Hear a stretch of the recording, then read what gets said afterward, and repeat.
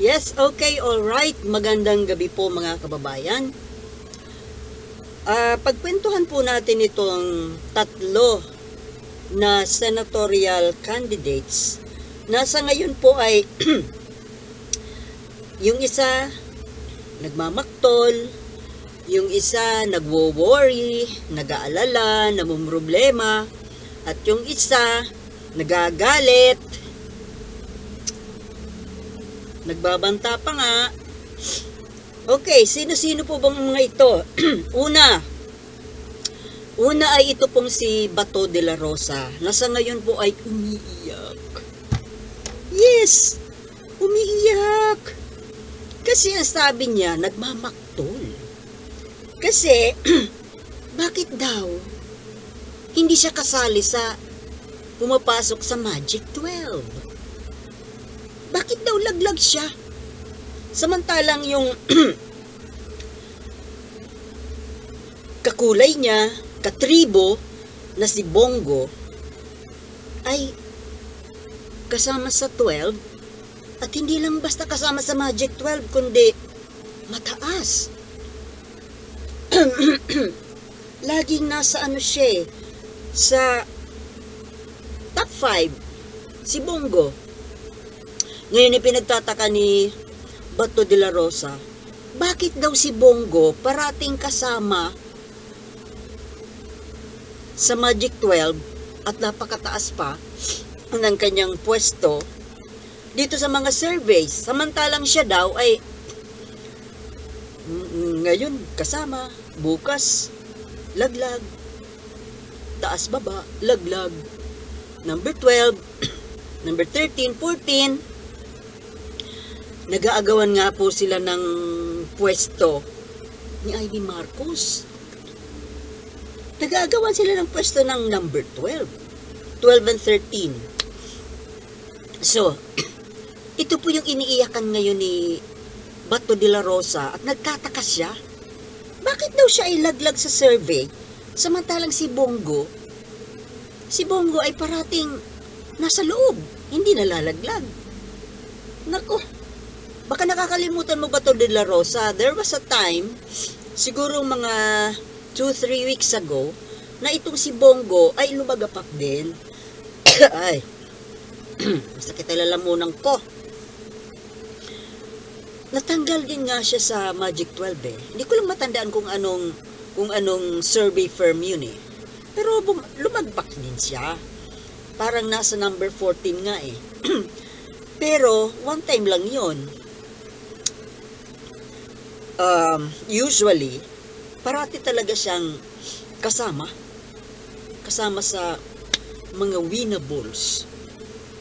So, ito po, bakit naman po kayo Mr. De La Rosa, Senator De La Rosa, nagtataka na bakit kayo ay laging nalalaglag or kumbaga nasa bingit ng pagkalaglag. Hindi mo ba alam Mr. De La Rosa na naaasar sa'yo ang taong bayan? Nagtataka ka pa. Bakit? Hindi mo alam na marami kang kinasasangkutang kaso? Diba? Nagtataka ka pa. Gugustuhin ka pa ba ng tao na ayun nga, nasasangkot ka sa war on drugs, sa mga EJK, sa mga kaso ni Duterte. Kasali ka nga doon sa kaso sa'yo sa ICC. Oh, tsaka ang dami mo ngang mga ginagawang mga ewan. Kagaya na lang nung yung walang kakwenta-kwenta mo na pag-sponsor nung Senate hearing kung saan ang star of the show mo noon ay si Jonathan Morales. 'Di ba? Mga kilos mo na tila baga sinisiraan ang Marcos government. At ang dada mo pa, ang dami mong mga sinasabi na siya mismo nagpapahamak sa'yo. Bakit ka magtataka? Sa totoo lang, Bato de la Rosa, ngayon pa lang dapat tanggapin mo na may possibility na talagang hindi ka na mananalo. Oh. Kasi, yan nga, sa mga survey, isa yan sa mga patunay. Hindi man yan laging totoo. May mga oras na hindi yan totoo. Pero, kung ako sa'yo, medyo ihanda mo na ang sarili mo na talagang babay na sa Senado. Hindi, sa totoo lang kasi, ako, karamihan sa mga Pilipino ay ayaw naman talaga na nandiyan ka sa Senado.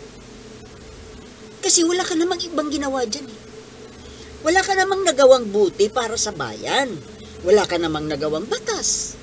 Ano bang ginawa mo dyan? Puro lang naman comedy show eh. Comedy ka dyan eh. Wala. Kasi nga, yung utak mo, hindi naman talaga pang senador. Hindi. Pwede ka sa pwede ka sa barangay. Tanod. Hindi ka nga pwedeng maging chief of police eh. Sa totoo lang. Barangay tanod. Pwede. Parang si Sara Duterte. Bagay siya maging barangay captain. At saka, ito nga kasing si Bongo, kung bakit siya laging nasa mataas na pwesto dyan sa mga surveys na yan. Kasi, mayroon siyang taktika eh. Una, ang mga strategy ni Bongo, kita mo, di ba, hindi naman siya nagsasalita. Napakatahimik. Wala siyang mga sinasabi na mga kontra kay PBBM. Kasi, sa totoo lang, kung wala ka namang masasabi na ikabubuti, dapat tahimik ka na lang, shut up ka na lang. Huwag ka na dapat nagsasasalita. Tingnan mo si Bongo. Oh, tahimik. Napakatahimik. Kasi nga, isa yan sa mga tactics niya. At saka isa pa, hindi na siya nagkikikibo. Tapos ang ginagawa pa niya, pinopromote niya sarili niya. O, di ba, nung mga bakasyon mayroon pa siyang mga Bongo, mga habilin sa mga magbabakasyon na ingat sa biyahe, mga ganun. At isa pa, yun nga, ginagamit nga niya itong mga paayuda schemes ng gobyerno, di ba? Kita mo yung mukha niya, nandiyan dyan sa malasakit. Ginagamit niya yung malasakit kahit hindi naman kanya. Oh, feeling ano siya eh, feeling anghel kahit hindi. Oh, gawin mo rin kaya yan, kaso parang it's too late na eh. Nauna na yung mga pagbabarumbado mo kasi. Si Bongo kasi, tingnan mo, doon lang sa mga anong ayuda bagay yung parating nandun ang mukha niya. Yung akap nandun siya. Yung malasakit. Yung mga, basta yung mga ayuda na kahit hindi naman siya, wala naman siya kinalaman. Nandun ang mukha niya. Pinopromote niya. Kaya yun ang naaalala ng mga tao. At yung mga tao naman na mga eng-eng, hindi man lang mag-check, mag-research, basta kung ano nakikita nila dyan, pinaniniwalaan. Ang naalala kay Bongo, malasakit daw. Hindi naman kanya yun. Oh. Kaya huwag ka magtaka, pero huwag ka mag-alala, Bongo tuloy, huwag ka mag-alala, Bato. Pagdating ng eleksyon, kahit nakasama siya dyan sa Magic 12, magiging magkasama kayo. Magkasama kayo na lagpak. hindi kayo makakasali sa Magic 12. Oo, kayong dalawa. Huwag kang maglala. Huwag kang mainggit kay Bongo. Kasi ngayon lang yan. Kasi, gagawa namin ng paraan na hindi siya manalo. O, ginagawa na nga ng mga vloggers ngayon eh.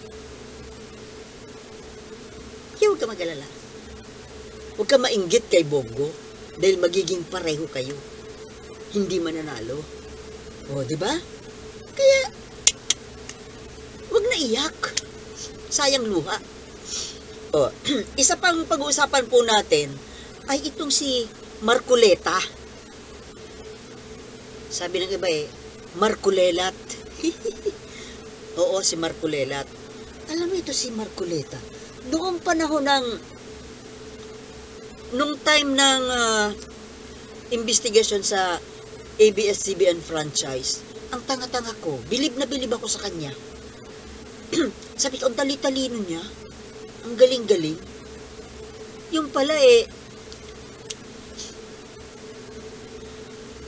bilib ako sa kanya noon. Kasi isa pang pinabibiliban ko sa kanya, yung background niya na dati siyang laki sa hirap. Mga bilib kasi ako sa mga ganong klaseng tao, yung laki sa hirap, yung mga self-made ba. Pero ngayon, parang nakakabwisit na siya, no? At tuwing makikita ko yung mukha ni Marcoleta, parang siyang nakakatakot. Ewan ko kung napapansin nyo yun. Yung ng kilay niya, yung mata niya nakakatakot. Yung buong ng mukha niya nakakatakot eh. Sabi ko nga, sorry pero parang demonyo ang mukha. Ewan ko, baka ako lang nakakapansin. Ewan ko, sa tingin nyo siguro, mukhang anghel. Pero ako, tingin ko talaga sa kanyang mukha siyang demonyo. Tingnan mo yung mata, ang tapang ng mata, plus di kilay. Kulang na nga lang,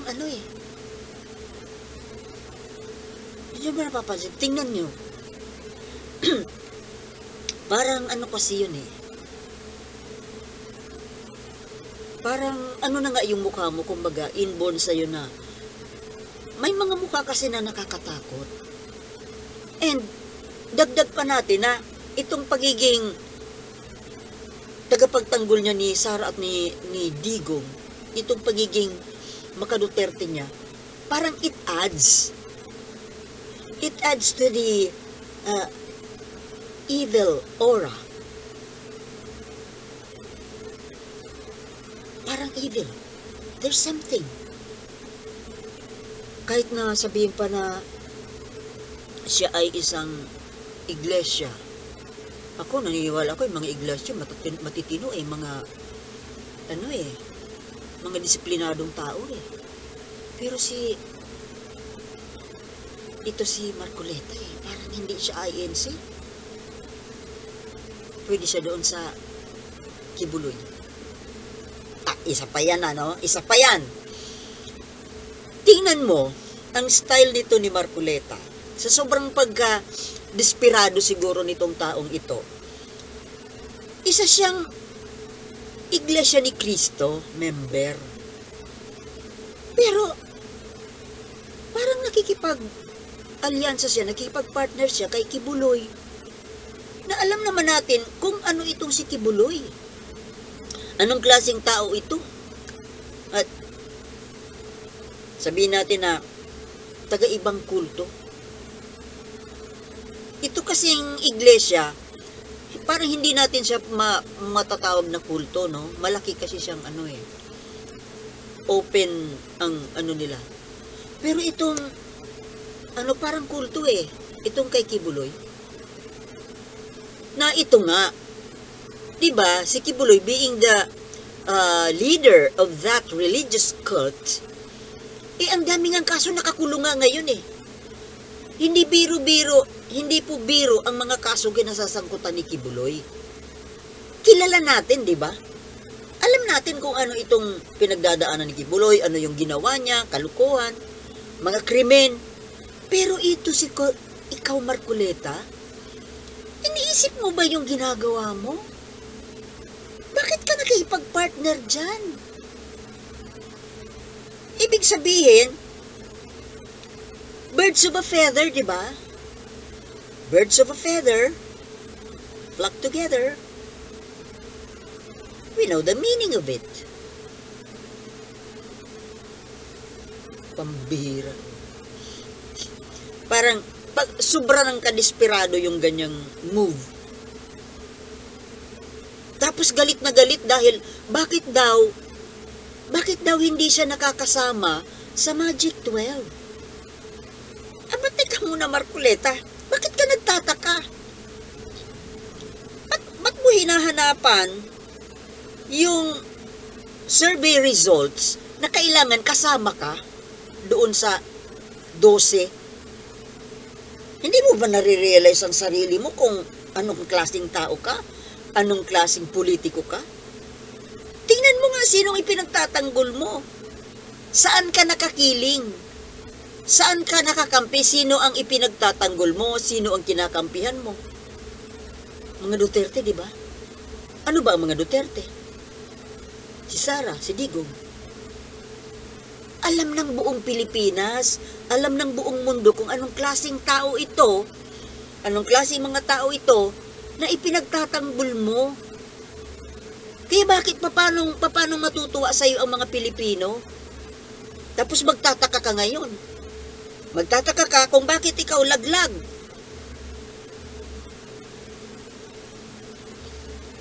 Think. Nung ka gugustuhin ng mamamayang Pilipino, ang kagaya mo, na alam namin kung saan nakahilig ang takbo ng utak at puso. Biruin mo, ipagtatanggol mo si Sara, si Digong, ipagtatanggol mo. Alam mo, alam nating lahat. Alam ng lahat kung anong klaseng mga tao itong mga barkada mo. Tapos maghahanap ka ng magandang resulta, hindi ka mananalo. Nagtataka nga ako bakit ka tumakbong senador eh. Sana inulit mo na lang na nag-congressman ka na lang, pwede ka pang manalo eh. Senador ka pa talaga. Di ba nung 2022, katiket ka na nga ni PBBM ng unit team, hindi ka nga nanalo, di ba?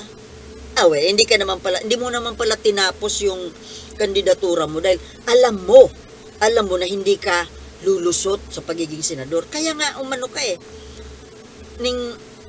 Di ba isinurrender mo yung candidacy mo nung 2022? Kung tutuusin ng 2022, medyo maganda-ganda. Ako nga mismo ibinuto pa kita eh. Dahil hanga pa ako sa iyo nung mga time na yun, hindi ko pa nare-realize na ano ka pala, taga-impyerno ka rin pala. Diba? Paano hindi ko sasabihin taga-impyerno ka? Ang sinusuportahan mo presidente ng impyerno, diba? O dito, papunta ka rin ng impyerno. Diba? Doon ka eh. Taga doon kayo.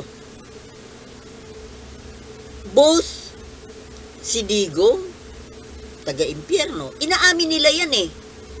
Impyerno ang punta nila. Si Sara naman, ngayon pa lang sinasabi na niya na siya ang magiging presidente ng impyerno. Tapos ikaw, talagang sa kanila ka pa dumidikit. O di pa pupunta ka rin ng impyerno din. Ang mamamayang Pilipino ayaw naman ng ganyan eh. Kahit ako. Ba't ako pupunta ng impyerno? Mainit dun eh. Walang aircon. Ikaw, gusto mo sa impyerno, di kayo na lang. Tapos magtataka ka na parang ayaw sa iyo ng mga Pilipino. Parang hindi ka mananalo. Hindi talaga. Kasi, sabi ko nga sa iyo, noong 2022, medyo mas marami-rami pa ang nagkakagusto sa iyo. Ako nga binoto. Sabi ko nga, binoto kita eh. Hindi sa ibinoto kasi hindi mo naman nga itinuloy. Ibig ko sabihin, kasama ka doon sa manok ko. Ibuboto sana kita kung tumuloy ka. Oh. Pero hindi ka nanalo. Ay, hindi ka pala, alam mong hindi ka mananalo, kaya tinigil mo yung pagsasenador mo. Nag-congressman ka na lang. Sigurado. Tapos ngayon ito, samantalang ito nga, alam na alam naman ng mga tao kung saan yung isip at puso mo. Naglakas loob ka pa talaga na tumakbo. Tapos ngayon, hahanapan mo ng good results, positive results, yung survey. Ewan ko sa iyo, Marcoleta, mag-isip-isip ka nga. So, ang pangatlo po na pag-uusapan natin ay itong si Amy Marcos. Na, Diyos ko naman, alam mo na sayang yung paghanga ko sa iyo, Amy. Kasi nga, isa kang Marcos, akala ko ba matalino ka? Anak ng Marcos? Tapos ganyan ang ginagawa? Alam mo kung buhay pa lang ngayon ang Apulacay isusumpa ka nun? Sa totoo lang? Hindi ko maintindihan sa'yo kung bakit ganyan ang kilos mo. Sa traidor ang ginagawa mo. Kitang-kita ng taong bayan kung ano ang mga kilos mo, yung mga galaw mo. Tapos mag-expect ka na ipapanalo ka. Traidor ka. Sinong tinraidor mo? Tinatraidor mo yung pamilya mo, si PBBM, tinatraidor mo yung mga loyalista, tinatraidor mo yung bayan, dahil dyan sa ipinapakita mo, pro-China ka, di traidor ka sa bayan. Hindi lang yung Marcos camp ang tinatraidor mo, kundi pati na yung Duterte camp. Sa totoo lang yan. Kasi, wala kang loyalty . Sabi nga, you cannot serve two masters at the same time. Well, nakikita naman namin na isa lang pala ang master mo, no? Nasa Duterte side ka nga pala. Oo nga naman pala. Hindi ka naman pala, you're not serving two masters nga pala at the same time. Because you are serving the Dutertes. Pero ang sisti lang kasi, super tae, mukha yatang nasobrahan ka sa talino, lumagpas . Lumagpas sa langit, yung talino mo. Akala mo kasi, hindi matutunugan yung taktika mo, yung strategy mo. Sa traidor kasi yung tactics mo . Sino maniniwala na ikaw isang Marcos? Kakalabanin mo yung kapatid mo? Na nakaupong pangulo Nakaupong pangulo. Tapos ikaw, may pangarap ka rin, may ambisyon ka rin na maging presidente. Bakit kaya hindi ka na lang pumirme dito sa Marcos camp at gumawa ka ng mga magagandang kilos at gawa? Imposibleng hindi ka i-endorso ng kapatid mo. At kung matino ang ginagawa mo, yun mismong mga loyalista, yun mismong taong bayan ang mag-i-endorso sa'yo. Bubuto sa'yo kung tumakbo ka.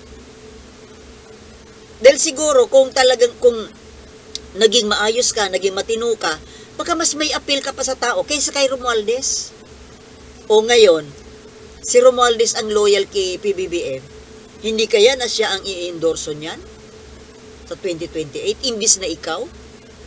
Paano kayo endorso doon ka kay Sara na kahit na gusto nang hukayin yung bangkay ng amo mo, ng tatay nyo, tapos itapon sa dagat? Best friend mo pa rin? Ibang klase ka, Amy Marcos, no? Kahit na binabastos na yung pamilya mo, gustong pugutan yung kapatid mong pangulo, minumura yung kapamilya mo, gustong patayin yung kapamilya mo. Kahit sabihin pa na hindi kayo magkakasundo, magkaaway kayo, Pero kung ganyan na pinagbabantaan na yung buhay ng kapatid mo, ng hipag mo, ng pinsan mo, kung matino kang tao, magbabago yung isip mo. Pero iba ka. Kaibigan mo pa rin yung nagbabanta. Kaibigan mo pa rin, kaibigan pa rin ang turing mo doon sa tao na gustong mangbastos, yung nangbabastos sa alaala ng iyong ama. Na gustong hukayin yung bangkay at itapon sa West Philippine Sea. Tapos kaibigan pa rin ang turing mo? Wow! Ibang klase ka talaga, super ate. Hindi ko maintindihan kung saang prinsipyo mo napulot yang utak mo. I don't believe na natutunan mo yan kay Apo Lakay. Hindi siya ganun eh. My goodness. Iniisip mo na kahit na tinatraidor mo na yung PBBM admin, gumawa ka ng mga ganyan. Kumakampi ka doon sa kalaban ng kapatid mo. Kumakalaban sa kapatid mo. Kumakalaban, tumatraidor sa bayan. Akala mo iboboto ka ng, susuportahan ka ng mga loyalista? Marcos loyalist? Che! Ako mismo hindi kita iboboto. Nungka. Hindi talaga. Yung ate ko, masyadong bilib na bilib sa'yo, talino mo daw eh, matalino ka raw eh. At talagang ano siya sa'yo eh. Pero inuunti-unti ka na. Sabi ko hindi, traidor sa bayan yan. Sabihin ko hindi ka na, wag mo na iboto yan. Pero bang kapatid ko kasi eh, hindi naman kasi yung nag-iintindi ng politika eh. Kung ano yung napapanood niya lang dyan sa mga balita, ayun lang ang inaasahan niya. Hindi naman niya nanonood ng mga political vloggers eh. Kasi iba naman kasi ang ibinabalita ng mainstream media eh. Ang mainstream media, pumupulot ng balita, ibinabalita lang. Pero yung analysis, hindi. Wala. Hindi kagaya ng mga vloggers na nagbibigay ng mga analysis. Yun ang pagkakaiba. Tapos ngayon, eto, dahil sa sobrang pagkadesperado na ni Aimee, yung best friend niyang siraulong direktor, yung gumawa nung Made in Malacanang, di ba mayroon ngayong pinaplanong very timely, isasabay pa yung pelikula na gagawin ngayon, isasabay pa sa eleksyon. Anong pelikula? Alam nyo na siguro. Tumitrending ngayon eh. Yung rapist of Pepsi Paloma, na alam na natin kung sino ang involved doon sa kaso ni Pepsi Paloma. Di ba yung Tito Vic and Joey? O, anong connection? Na ang balita noon, ang nang-rape doon ay si Vic Soto, si Richie De Horsey. Si Joey De Leon pa ata. Pero si Tito Soto hindi naman nakisali doon dahil matino nga yan eh. Kuya yan eh. Pinakamatanda doon sa Tito Vic and Joey. Pero talagang malaking issue yan noong araw kahit na hindi naman daw napatunayan. Of course! Siyempre! Paano mo namang maipapakulong ang isang Soto? Sos, Ginoo. Sino ba si Soto? Sino ba si Pepsi Paloma? Isa lang naman na hamak na starlet yun. Na ang kalaban isang Soto. Sige nga. Ako sa totoo lang, ako naniwala ako doon na talagang ni-rape yun. Kaso nga lang, syempre, hindi naman ipapasira yung reputasyon nila. Oo. Diba? When money talks, at lalo pa na sikat sila, maraming tagahanga, ang tendency is kakampi yung mga tagahanga doon sa, diba? rapist. Hanggang sa nagpakamatay na nga lang yung Pepsi Paloma di ba? O ngayon, anong connection dyan sa eleksyon? Kasi nga, di ba si Tito Soto, parating nasa top 5. Tapos si Amy Marcos, laglag. O, sino ba ang gumagawa ng pelikula? Di ba si Daryl Yap, na best friend ni Amy Marcos? Do you think walang alam si Amy Marcos dyan sa pelikulang yan? Na talagang in-emphasize pa na ang title The Rapists o Pepsi Paloma. Pwede naman gumawa ng ibang pelikula. Bakit hindi na lang yung Made in Malacanang Part 3? Hindi na natuloy yun O kaya buhay ni Amy Marcos? Bakit kailangan yung nang-rape kay Pepsi Paloma? Hindi kaya may balak sila na masira ang pangalan ni Tito Soto. At pag nasira ang pangalan ni Tito Soto, baka malaglag sa Magic 12 o mayroong aakyat.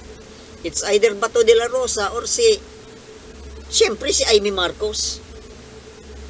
Kapag nabawasan yung 12, di ba, nasa number 12, 13, 14 si Amy? O pag mayroong nawala dyan sa mga nasa taas, mayroong aakyat. O, masyado kasing obvious kasi yung timing. Alam nyo, itong mga moves na ganito, yung aabot ka to the point na gagawa ka ng intriga para masira ang pangalan ng isang tao para ikaw ang manalo. Ang tawag dyan, desperate moves. Masyado ng desperado. Kasi naman Amy Marcos, dapat nag-isip-isip ka. Kung nagpakatino ka na lang ba, yung talagang matino na isang Marcos na naglilingkod sa bayan, naglilingkod ng totoo, yung sinabayan mo yung mga programa ng kapatid mo, hindi mo siya kinakalaban. Yung ginawa mo, ibang landas yung tinahak mo O ngayon, akala mo kasi, mapagpatawad yung mga Marcos loyalists. Tanga. Marami. Meron pa naman yan naboboto sa'yo.